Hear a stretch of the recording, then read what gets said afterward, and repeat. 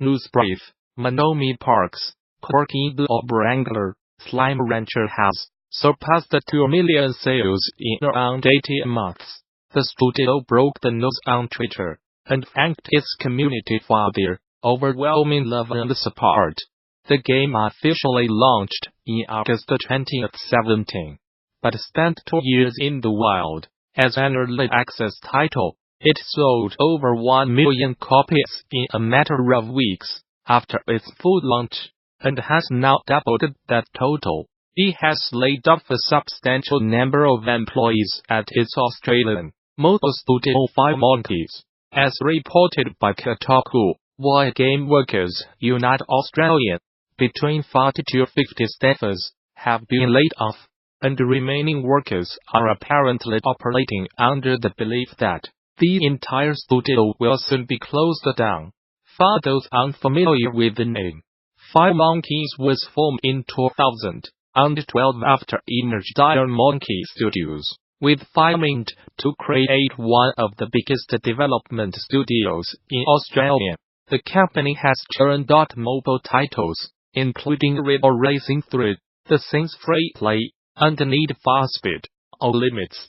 It was hard at work developing River Racing 4, but reports suggest the project has now been cancelled. While it has yet to officially confirm the news, it did tell Kotaku THATFIREMONKAYS has recently entered into a consultation period that may impact some roles. We recently made a decision to shift teams to focus more on our live services, and have entered into a consultation period that may impact some roles in the studio, reads the statement. We are working to match skills with opportunities as we go through this period, identifying other opportunities at it, and providing as much help to our employees as we possibly can. It also refused to comment on the future of Real Racing 4, instead explaining that 5 Monkeys would continue to deliver new content for Real Racing 3 and other mobile titles. The Razer game store is closing down after just 10 months, and will cease operations on February 28th. The digital storefront was opened by Razer in April 2018, and sold keys for existing platforms like Steam and Play. The marketplace also offered exclusive Razer discounts and Razer Silver rewards that could be redeemed against other games and peripherals. Razer did not specify exactly why it has decided to turn its back on the storefront, simply explaining the decision is part of its wider realignment plans. All games purchased through the Razer Game Store will still work after the closure, while pre-orders will also be fulfilled. What's more, all Razer Silver earned through Game Store purchases will still be valid, and can be used to redeem rewards after the store has shut down. You can find out more about the closure by checking out the Razer Game Store FAQ.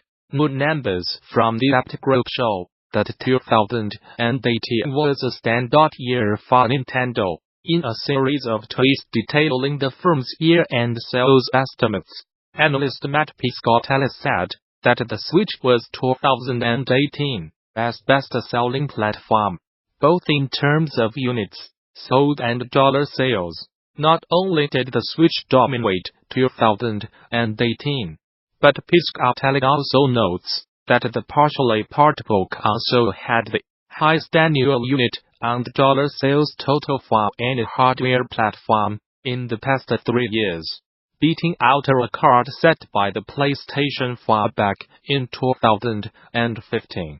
Looking at video game hardware as a whole, the Apt says that just over $1 billion was spent in 2018, an 8% increase from last year's hardware spending. In just December alone, the Switch managed to beat out a 2009 record set by the Nintendo Wii, for highest dollar sales in a single month. A similar milestone was also set when looking at units sold during December. Piscotella says that the Switch achieved the highest December unit sales for a single platform since December 2010. In another thread on Twitter, Pixartelic attributes much of this late-year success to the December 7th release of Super Smash Bros. Ultimate, a title he says performed significantly better than he had expected, and pushed the Switch to highest sales in the year. The at-data drop also offers a peek at the best-selling games of 2019 across various platforms. But it is worth taking those sales numbers with a grain of salt.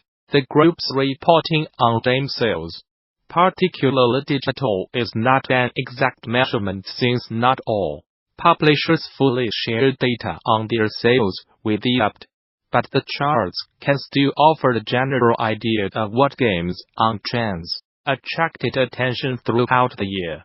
For 2018, the app records a grand total of $16.7 billion spent across video game hardware, software, and accessories, the best-selling game of 2018 across all platforms. In terms of dollar sales, not units sold, was Rockstar Games' Red Dead Redemption 2, though it is worth noting that 11 entries on that top 20 games list are missing sales data from either digital or PC digital sales, including runner-up Call of Duty, Black Ops 4, Super Smash Bros. Ultimate, the best-selling game for the month of December, also reached number 5 on that roundup of 2018 as best-selling games, despite the fact that none of its digital sales were counted. More data on those best-selling games can be found in Pixartelic's full thread. At Niantic, we are in the process of developing an incredible planet-scale augmented reality our platform, designed to help would-be game developers quickly and easily create their games without having to solve a lot of daunting technical challenges. We created the Niantic Real World platform as the technological embodiment of our core ideas: exercise, exploration, and social interaction. These principles manifest as a set of Java server libraries and client Unity C.Key APIs on mobile clients, and this technology underpins the core server and client engines of Ingress, Pokemon Go, and soon Harry Potter, Wizards Unite, as well as other future products. In December, we announced the Niantic Beyond Reality Developer Contest, and invited developers to join us in developing incredible art experiences on the Niantic Real World platform.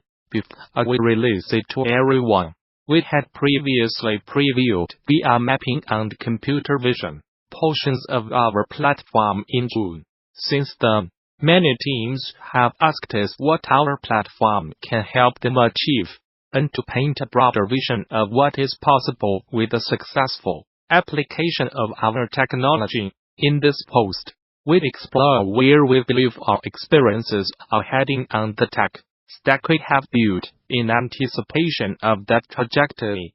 For the sake of explanation, let's briefly leap ahead to a world of ubiquitous wearable computing. In this world, future art devices seamlessly blend all of our senses between the real and the virtual worlds. Our everyday experiences at play, work, and social are enhanced by hardware that is unobtrusive, can go anywhere, and is connected in real time with low latency 5G connections. What kind of experiences would you build for this future? First of all, we expect this future to be inherently shared and social. At Niantic, we have seen how playing together has made an enormous impact in engagement in our games. Our players tell us that besides having fun, they have found benefits in making friends and building communities. In this future, sharing our experiences would enhance these benefits. To do so, VR interaction has to be natural to our senses. The digital would obey similar rules to the physical in order to create the suspense of disbelief in our brains. When this balance is achieved, players are immersed in this magic realism where they can have frictionless fun. Check out Coden Neon, one of our prototypes that was created to demo this. The technology just works as expected, obeying laws of physics.